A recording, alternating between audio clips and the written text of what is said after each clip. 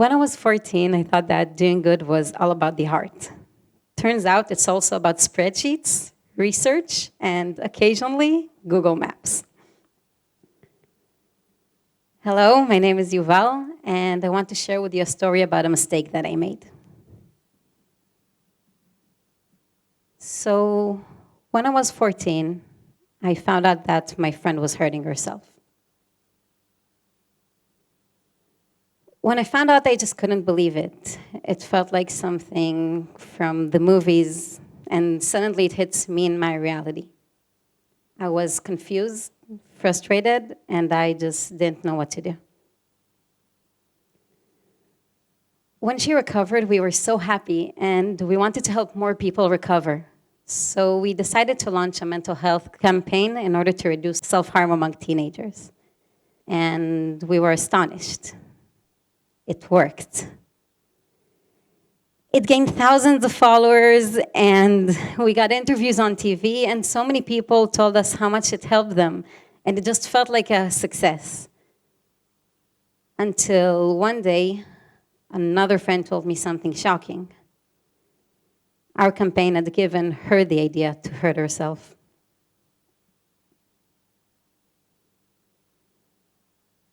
It crushed me. I wanted to do good in the world, but then maybe I have done the opposite.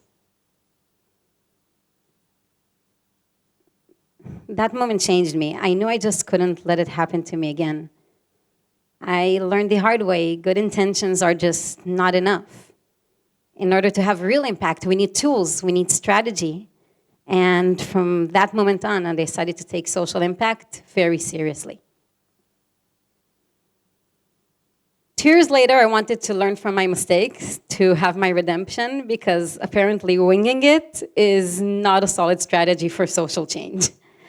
So I decided to launch a mental health peer program in order to give peers the tools to help friends that are suffering from mental health issues.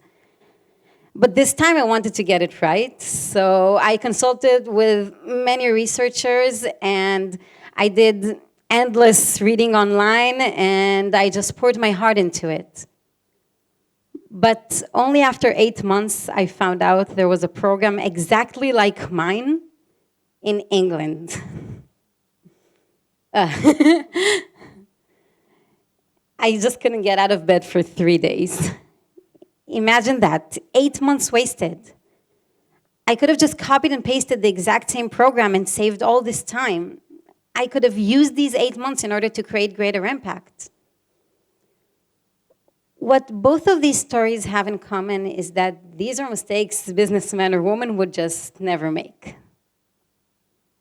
When I entered the business world, I learned that I couldn't even think to start a new project without learning who are the big actors in the field that are trying to achieve the same things I am. There they are called competitors, and in the business world, they know everything about them. They know what they do well and how they can recreate it. They know every missing link they have and where they could fill in. They find a competitive advantage where their project is unique. What value are they proposing to its users? And only then they even think to start a new venture. Only then they have venture capitals backing them. However, in the social impact world, we don't tend to use the same tools. By show of hands, how many of you have ever volunteered or donated money? Look how many hands. That's amazing. Now, if I would have asked a different question, if I would have asked, by show of hands, how many of you have Excel charts comparing between the different charities in the field that you donated your time or money to, I probably wouldn't get as much hands. And it's okay, I didn't do that too, at least not at first.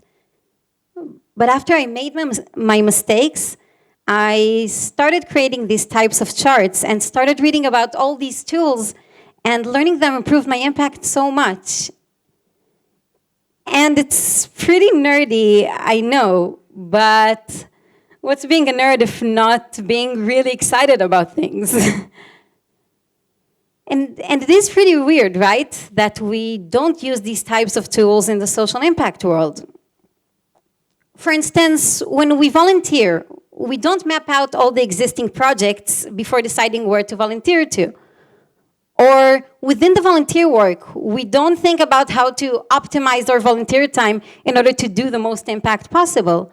We see program developers cleaning up oceans, not developing at that exact same time applications to help people clean oceans. Or when we're donating money, we don't think what's going to be the return on investment for our donations. We usually hear about a charity and it moves something inside us, and then we choose to donate to it. But it's kind of a shame, right? Because we're trying to solve these really important problems: well-being, poverty, food insecurity.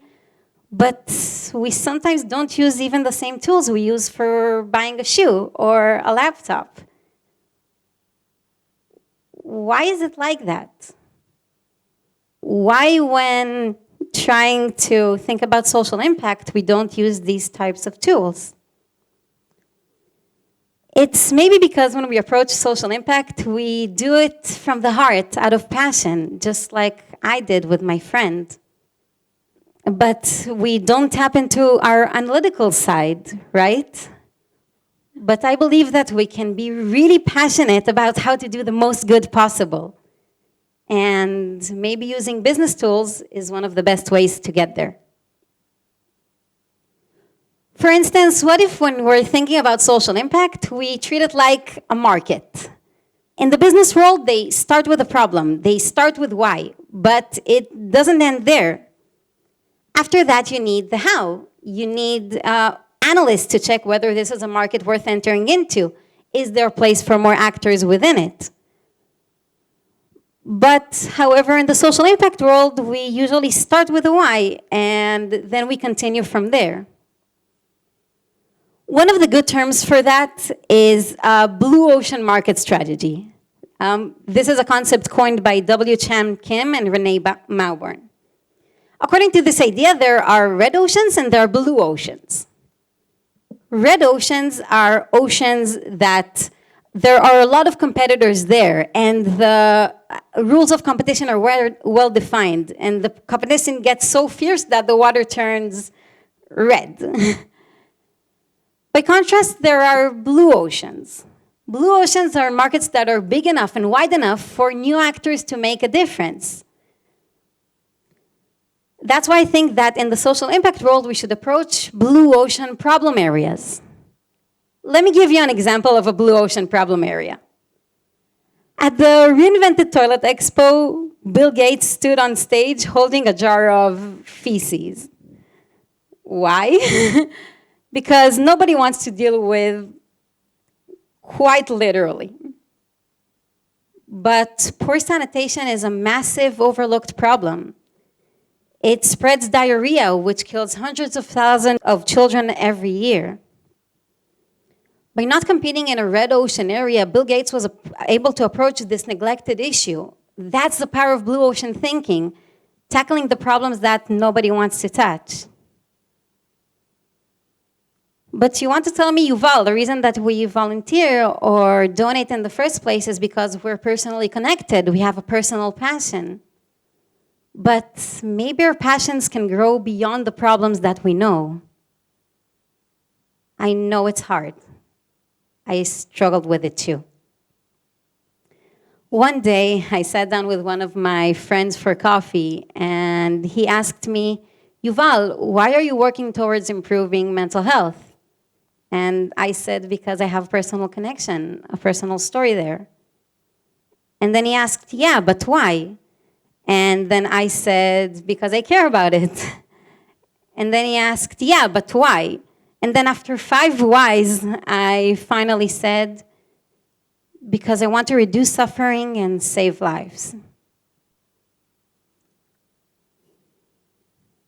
That moment opened up my heart and my initial passion to so many more problems and more people that I cared about. I'm not saying we should abandon our passions for blue ocean strategies or for business strategies. I believe we should use them as motivators. But if we pivot it slightly to a more neglected problem or a more neglected city or even country, we might have a lot more impact. One more thing that they use a lot in the business world, but not so much that we don't use so much in the social impact world, is finding very quick, cheap, effective ways to test our hypothesis. In the business world, there's this concept called the minimum viable product, an MVP. In the past, business entrepreneurs developed very lean versions of their product in order to see if there was a demand for the whole thing. Now startup entrepreneurs take it even one step further. Now startup entrepreneurs develop a website of a project that doesn't even exist yet, only to see how many people sign up. After I learned the concept of MVP, I decided to use it. When I was deliberating between a few options for projects, I posted a few Facebook posts in order to see where most people sign up. And this saved me so much time, so much frustration, and most importantly, much more connected me to what people actually wanted. So basically, we can use these tools that we have for choosing problem areas, for understanding the different actors in the field, or for testing our hypothesis in order to have much more impact. I can think of many more ideas like this. We can maybe develop multi-source funding models for charities. Or we can treat our donations like stock options and measure the return on donations. Or we can maybe use risk analysis and not be surprised if in a mental health campaign someone gets hurt. While my friend tried to hurt herself, she taught me so much. And today I know she's fine and well, and I want to thank her of the lesson that she taught me. And we have so many more lessons to learn. We can learn so much of these well-researched tools and use them to reduce poverty, to solve health challenges, to reduce suffering and save lives. So next time you try to continue doing the good thing that you're already doing, maybe research the field a little or linger a while before choosing the problem area. Maybe understand the different actors in the field. Or maybe go have a coffee with a person from any type of business-oriented job. Hear what they have to say. And by combining passion with used methods, we might be able to have a greater impact. Thank you very much.